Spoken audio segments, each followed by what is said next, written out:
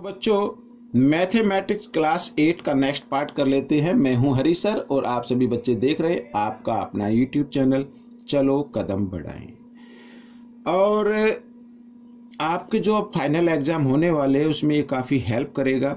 Most important question है, most important तो सभी है। देखो भाई कंपटीशन का टाइम है और यहाँ पर मैं ट्राई दीज लेके आया हूँ, तो आप ज़्यादा से ज़्यादा प्रैक्टिस करनी है आपको। तो ठीक है, आप अच्छी रैंक लेके आए, अच्छे मार्क्स लेके आए।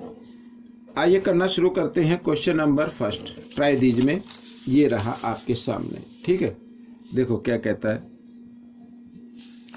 ए shopkeeper bought 2 TV set at ₹10,000 each. भाई यहाँ पर ये ऐसे टीवी लिए हैं एक शॉपकीपर ने, इसकी भी 10,000 रुपीज कॉस्ट है, इसकी भी 10,000 रुपीज कॉस्ट है, दोनों खरीदे हैं। ये भी 10,000 यानी टोटल 20,000 हो गई। कहने का मतलब ये। अच्छा, फिर उसने क्या किया, he sold one at a profit 10%। एक को तो 10% प्रॉफिट पर सेल कर दिया, and other A loss of 10%, और दूसरे को 10% लॉस पर सेल कर दिया। Find weather he made an overall profit और लॉस। तो दोनों कंडीशन में हमें बताना है ओवरऑल उसे प्रॉफिट हुआ है लॉस हुआ, ये हमें फाइंड आउट करना है। ठीक है, तो सबसे पहले यहाँ पर हम क्या करेंगे, एक एक टीवी का निकालेंगे। ठीक है, cost price of first TV, cost price of first TV. ठीक है, यहाँ पर कितनी है बच्चों, 10,000 में खरीदा ना, तो कॉस्ट प्राइस आ गई टीवी 10,000 आ गई।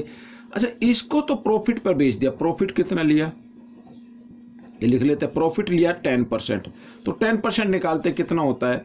ठीक है, 10,000 का 10%, तो 10,000 ऑफ 10% मीन्स 10/100, 20 से 20 इस तरीके से, तो 1,000 का इस पर क्या हो गया, प्रॉफिट हो गया। तो सेलिंग प्राइस क्या आएगी, यहाँ पर लिख लेते सेलिंग प्राइस ऑफ टीवी।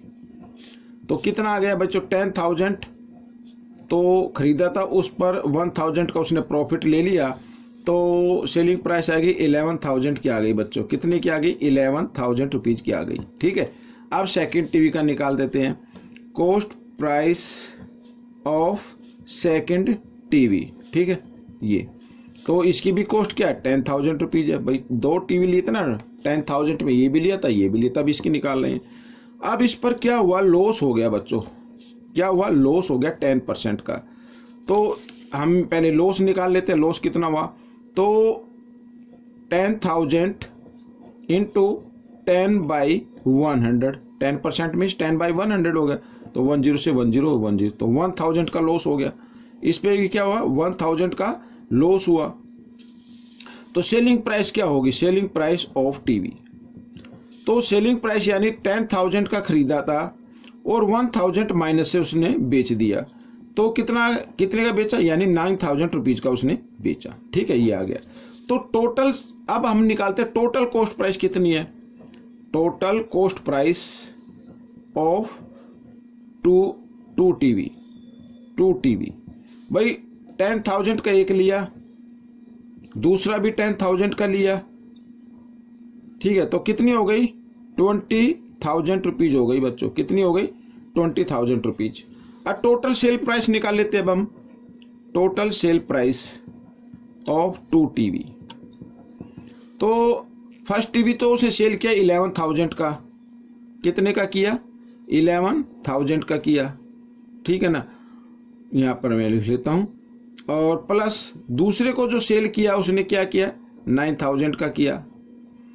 और हम इसको ऐड कर दें, क्या कर दें, ऐड कर दें, तो कितने का आ जाता है, यहाँ पर 1 10 100,000 10,000। ठीक है,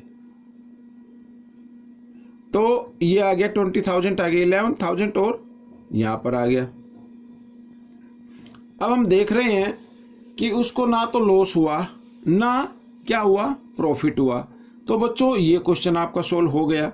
ठीक है ना, अब इसमें लिखा था ओवरऑल उसे बताना है, भाई उसे लॉस हुआ या प्रॉफिट हुआ। तो उसे ना तो लॉस हुआ, भाई 20,000 के खरीदे थे, 20,000 के बेच दिए, ना तो लॉस हुआ ना प्रॉफिट हुआ।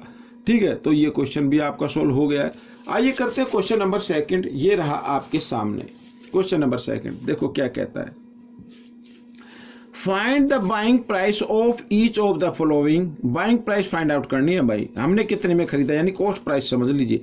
व्हेन 5% ST सेल टैक्स है, ये ST का मतलब सेल टैक्स है, is added on the purchase of, added किया गया है यानी परचेज पर। यहाँ पर अगर ए टावल एट 50 रुपीज का है तो हमने उसको कितने में खरीदा ये बताना है। तो यहाँ पर ये समझो मार्क प्राइस है और 5% इसमें क्या करना, टैक्स को ऐड कर देना है। 5 को क्या कर देना, ऐड कर देना है 5% टैक्स। तो यहाँ पर मैं सेल टैक्स लिख लेता हूँ। सेल टैक्स कितना 5% है, तो 5% निकाल लेते हैं कितना होता है। 5% मीन्स 5/100 इंटू 50 इस तरीके से। तो 10 से 10, 5 पंजा 5, 5 2 जा 10 यानी 5/2 और 5 को जब 2 से डिवाइड करेंगे तो 2.5 आ जाएगा यानी ये आ गया। तो बाइंग प्राइस क्या होगी, ठीक है, बाइंग प्राइस यहाँ पर मैं लिख देता हूँ। बाइंग प्राइस क्या होगी, या भाई कस्टमर के लिए कॉस्ट प्राइस हम उसको बोल सकते हैं। तो 50 रुपीज प्लस 2.5 तो 52.5 रुपीज हो गई बच्चों उसकी क्या बाइंग प्राइस। ठीक है, आइए करते हैं नेक्स्ट क्वेश्चन। तो नेक्स्ट क्वेश्चन में क्या है, 2 बार्स ऑफ सोप, साबुन के होते हैं ना नहाने का साबुन, उसके 2 टिकिया है साबुन है, तो क्या है एट ₹35 ईच, तो 35 रुपीज ईच है। तो हमें सेलिंग बाइंग प्राइस है तो 2 खरीदे ना उसने, तो भाई 2 का निकाल लेते हैं। ठीक है, यहाँ पर तो सबसे पहले ये जो कॉस्ट गिवन है इस पे भी सेल टैक्स कितना लगा है, सेल टैक्स इस पे भी है 5%। ठीक है, 5% लगा हुआ है।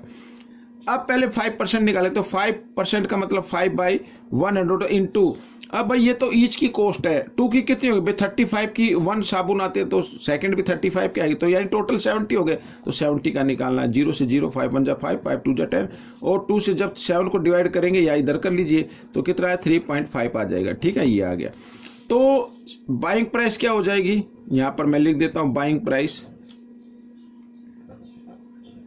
बाइंग प्राइस होगी बच्चों 70 तो था, उसमें प्लस 3.5 ऐड कर देंगे तो 73.5 रुपीज ये बाइंग प्राइस आ जाएगी कि हमें 73.5 में मिलेगा। ठीक है ना। अब ये देखो यहाँ पर 5 kg ऑफ फ्लोर एट 15 पर kg। ठीक है, 5 kg फ्लोर खरीदा है, आटा खरीदा है और रेट क्या है 15 रुपीज पर kg। ठीक है, तो कॉस्ट ऑफ हम यहां पर सीधा निकाल लेते हैं, कॉस्ट ऑफ 5 kg फ्लोर, ये तो कॉस्ट कितनी आएगी, तो 5 को 15 से क्या कर दे मल्टीप्लाई कर दे तो 75 रुपीज आ जाएगी। 15 5 से 75 होता है। इस पे भी जो सेल टैक्स लगा है वो लगा है 5% का।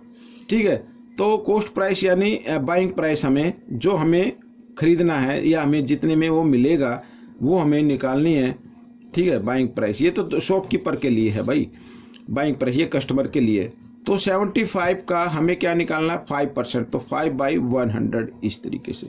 ठीक है, अब यहाँ पर आप देखें तो ये तो डिवाइड हो नहीं रहा है, तो आप सीधा करें मल्टीप्लाई कर दें। ठीक है, 5 5 जा 25 कैरी टू 5 7 जा 30, 5 और 2 37 ये आ गया। अब यहाँ पर बच्चों अगर हम देखें 2 ये इधर मैं लिख लेता हूँ। ठीक है, इस तरीके से अगर हम इधर देखें तो 20 आ गई, तो अगर 20 तो इसमें ऊपर वाला जो नंबर है इधर ये 2 डिजिट के बाद डेसिमल लगा देना है, तो ये आपका क्या आ जाएगा, क्या आ गया सेल टैक्स आ गया।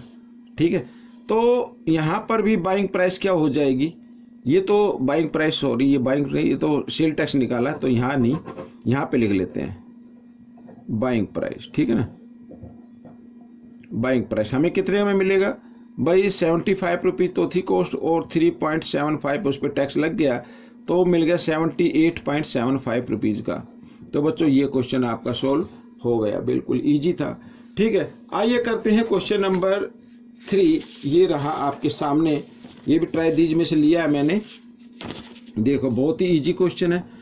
इफ 8% वैट इज इंक्लूडेड, ठीक है, वे 8% वैट है, वैट भी एक तरीके का टैक्स होता है, वो इंक्लूडेड है इसमें। Find the original price, original price find out करनी है भाई, इसमें इंक्लूडेड है तो ओरिजिनल प्राइस यानी कॉस्ट प्राइस आपको फाइंड आउट करनी है। ये समझो सेलिंग प्राइस है, भाई इतने में अगर कस्टमर खरीदता है तो कस्टमर को तो 13,500 का ही मिलेगा, लेकिन शॉपकीपर को कितने का मिलेगा? कॉस्ट प्राइस हमें फाइंड आउट करनी है। तो फॉर्मूला वही होगा, सेलिंग प्राइस इंटू क्या 100 और वेट क्योंकि ऐड होता है तो 100 प्लस वेट, इस तरीके से ये वाला फॉर्मूला आपको अप्लाई करना है। तो सेलिंग प्राइस क्या है 13,500 इंटू 100 और यहाँ पर 100 प्लस वेट, तो 100 प्लस वेट यानी 8 आ जाएगा। और इधर कर लेते हैं इस तरीके से और 100 में 8 ऐड कर देंगे तो 108 बन गया बच्चों। अब 9 से हम इसको डिवाइड कर सकते हैं, ठीक है। 9 1 जा 9, 9 2 जा 18, ये आ गया। ये भी 9 से करो, 9 1 जा 9, यहाँ पे 4 बचा है 5, 9 5 जा 45 और ये आ गया, ठीक है। इस तरीके से अब 15 से कर लो, ठीक है। 15 से कर लेते हैं, यहाँ पे 12 से, 12 1 जा 12 और 12 1 जा 12 हो गया। यहाँ पर मैं लिख देता हूँ तो 12 15 तब 12 माइनस में 3 बच गया 0, ठीक है। 12 2 जा 24 और 12 5 जा 60, इस तरीके से ये आ गया। अब अगर इसको हम मल्टीप्लाई कर दे 125 को 100 से तो कितना आ जाएगा भाई? इसके पीछे 2 0 लगा दो, यही तो आएगा, ठीक है। तो उसका मतलब उसकी जो ओरिजिनल प्राइस है 12,500 है। क्या है? 12,500 है, ठीक है ना। ये हमने, अगर आपसे डिवाइड ना हो तो आप इस तरीके से डिवाइड करके देख सकते हैं। ये 1500 को करना था ना 12 से, तो 12 से इस तरीके से भी करके देख सकते हैं। 12 1 जा 12, 5 में से 2 माइनस करें 3 0, 12 2 जा 24, ये ठीक है। यहाँ पे 6 बचा, आगे ये 0 आ गई, ठीक है। 12 5 जा 60, इस तरीके से।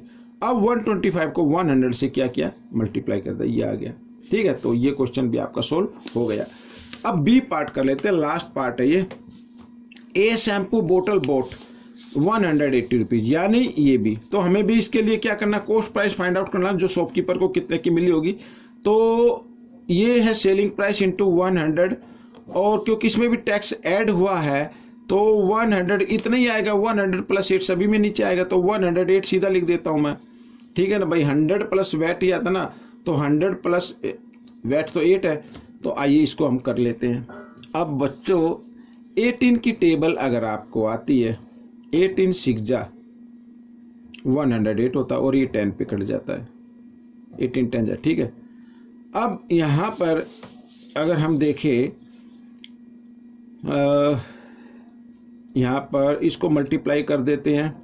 100 को 10 से 1000 आ जाए 6, तो आइए इसको डिवाइड कर लेते हैं इस तरीके से। कंप्लीट डिवाइड देखते हैं होता है या नहीं। 6 1 जा 6, ठीक है। यहाँ पर कॉस्ट प्राइस आ जाएगी, यहाँ पर बचा 4 0, 6 6 जा 36 आ गया बच्चों, ये आ गया। और यहाँ पे फिर 4 बचा, फिर 0 ले लेंगे हम इधर, तो 6 6 जा या 36 ही होगा, ठीक है। ये आ जाएगा, यानी कि अगर हम इसको देखें 166.66 आता चला जाएगा। तो ये उसकी कॉस्ट प्राइस है बच्चों। क्या है? कॉस्ट प्राइस है। तो इस तरीके से ये क्वेश्चन भी आपका सॉल्व हो गया, ठीक है ना। तो ये क्वेश्चन कैसा लगा मुझे जरूर बताएं और इसमें से सीखकर दूसरे बच्चों को जरूर सिखाना। मिलेंगे नेक्स्ट पार्ट में, टिल देन थैंक यू।